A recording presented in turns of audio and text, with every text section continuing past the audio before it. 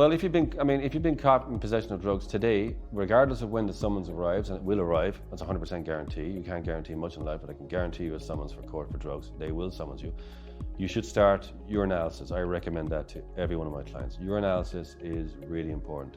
It's scientific. You go to your GP nominates someone who can do urinalysis. There's a bit of a cost involved, but if you want the court ultimately to leave you with your record, they are more inclined to do that if they know it's cost you a bit of money.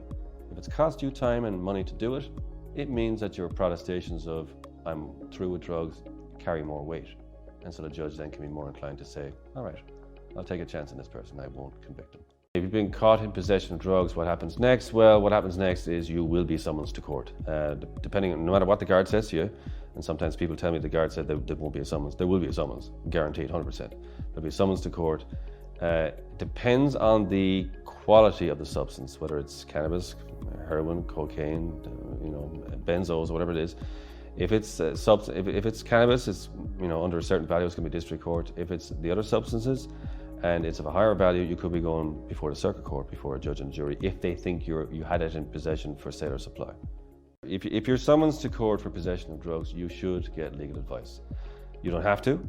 You can represent yourself if you want. It's not something that pretty much any judge recommends.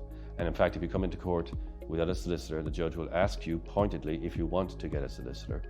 Of course, you can refuse if you want, but it's not advisable. You should get a solicitor because they know the implications of a drugs conviction, maybe more than you do.